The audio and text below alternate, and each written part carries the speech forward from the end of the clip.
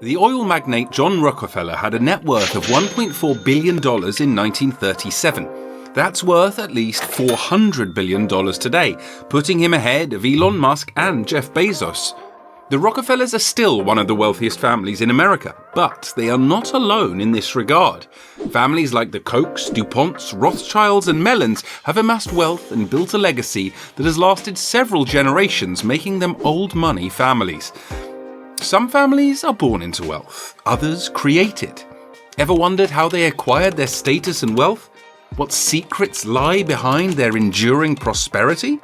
Today, we take you on a trip through 5 roads that lead to riches that, if handled properly, could lead to the creation of an old money empire. Since the late 1800s, there have been fundamental practices that the rich and powerful have consistently used to gain wealth. In the book, The 10 Roads to Riches, the billionaire investment analyst and chairman of Fisher Investments, Ken Fisher, reveals these ageless methods of acquiring money. We'll show you how familiar old money families use these same roads to shape their fortune. Watch, listen, and learn these practices, and perhaps you, too, could be on your way to riches. Stick around so you don't miss the 5 ways to make it as big as old money. Let's get right into it. Start a business like the Rockefellers.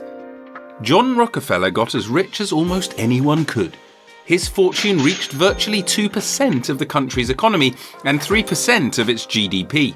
You may be familiar with the Rockefellers and their infamous rise to wealth with the birth of Standard Oil, but there's a little more to the Rockefeller tale. Much of what John knew as a boy he learned from his mother, who taught him to work, save and give. As a boy, he did jobs like raising turkeys and selling sweet potatoes and candy for cash.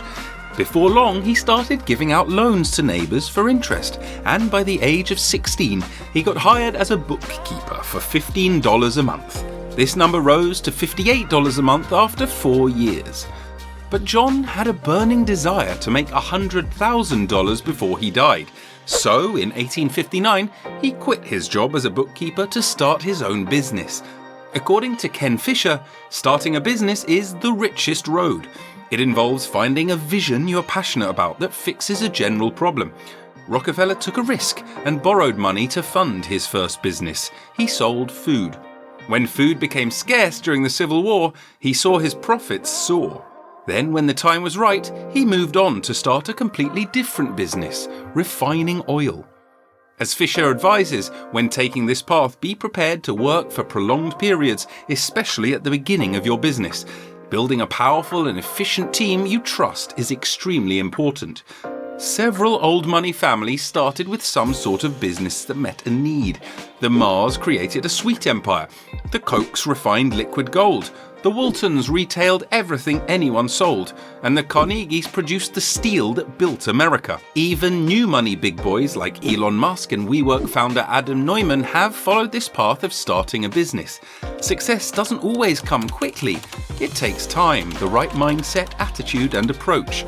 Will this be your road to riches? Manage OPM like the Rothschilds. If there's anything the Rothschilds have taught us, it is that you can make generational wealth by managing the money and financial assets of others.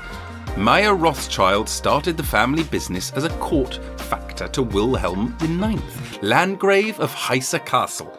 With the help of Wilhelm IX, Meyer Rothschild expanded his business to include loans, investments, and other financial services to the rich and powerful. In the traditional old money style, Meyer educated his sons on the family business and sent them to different parts of Europe to establish Rothschild strongholds there. Today, the Rothschilds have assets worth well over $1 trillion. Getting into this line of work is different from how it was, but the fundamentals haven't changed. You can get into managing the finances and assets of the rich by joining a private equity firm, a brokerage firm, or a bank. However, this path requires fundamental analytical and communication skills to be successful. You also need to develop a deep understanding of various financial markets, regulations, and investment schemes. The financial sector is incredibly competitive, but with the right mindset and discipline, you'll be on your way to creating a dynasty like the legendary Rothschilds. Invent income like the Duponts. Another way to make old money is by inventing your income. This is creating intellectual property that can then be monetized. For example, creative work like books or music, an idea, or hard materials like the Duponts have since the 1800s. After earning a lot of money manufacturing and selling gunpowder during the American Civil War and World War I, the Duponts have consistently found new ways to reinvent and assert themselves as a force to be reckoned with. Aside from gunpowder, the family dominated the blasting powder and dynamite market. At some point in the early 1900s, they produced 75% of America's explosives. The family scientists developed several materials that are irreplaceable in the fabric of society today, like nylon, Kevlar, Teflon, and Freon. Today, the Duponts are worth over $16 billion. They also possess a highly diversified portfolio investing in General Motors and numerous companies that produce plastics, paints, insecticides, and other products that can be made from the same materials as explosives or from the byproducts of explosive production. Inventing income can be tedious and requires a creative mind, but it has the advantage of creating passive income without requiring constant effort or maintenance. Think of newcomers like J.K. Rowling's creation of Harry Potter and the Wizarding World, or billionaire rapper Jay-Z, who created the music streaming platform Tidal and many great songs. Marry well like the Buschs. While this may sound absurd, marriage has been a source of wealth for many families since its conception. Movies like Titanic and Corpse Bride show how wealthy families enter marriages to strengthen one another and bolster opportunities and connections. According to Ken Fisher, marrying well is a great way to change one's fortune and create unimaginable wealth. The author even points out the best places to seek out the most affluent Americans, like exclusive country clubs and Ivy League schools. What do you know? We also have a list like that. Check out our video on old money and education that exposes some of the most exclusive schools in the world. Not convinced? Let us tell you the fantastic story of the Busch family and how they obtained their net worth of $17 billion. The wealth of the German-born Busch family can be linked to the union of two males. It's not what you think.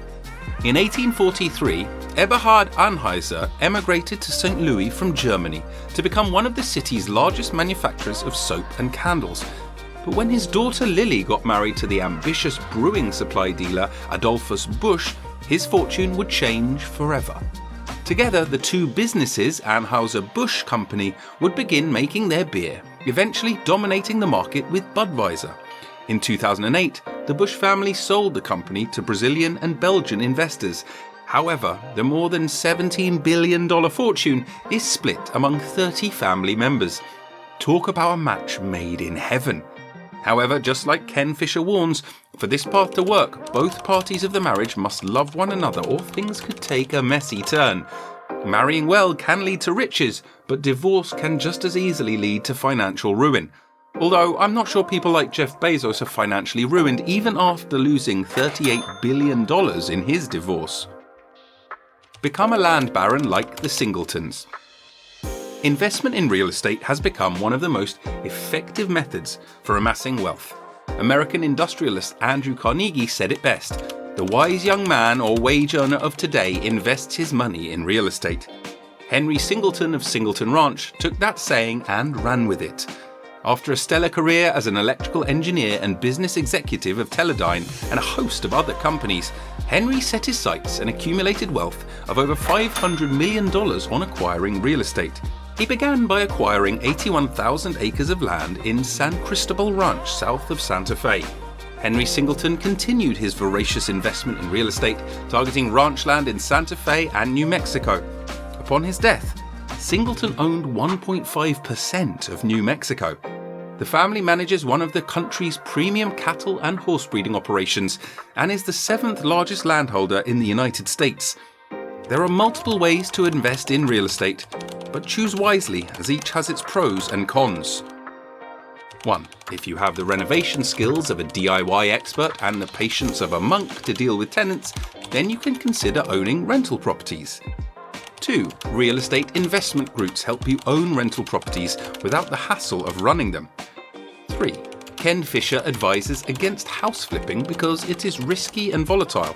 It also requires a deep understanding of real estate market trends, and even hot markets can cool suddenly, resulting in insufficient profits to cover purchase price and repairs or upgrades. 4. Real estate investment trusts, or REITs, are like stocks that can be bought and sold on major exchanges and online real estate platforms, which allow people to invest in a large commercial or residential building. Since we're mentioning investments, let's give this thoughtful disclaimer. Nothing is certain, even if you pick assets with a good chance of succeeding. If you can't afford to lose the money, don't invest it in real estate or any other type of investment. What do you think about these old money paths to wealth? Do you see yourself owning a business, managing other people's money, inventing something, marrying well, or investing in real estate? Or do you believe there are better ways to make money? Let us hear your thoughts in the comments, and don't forget to like and subscribe.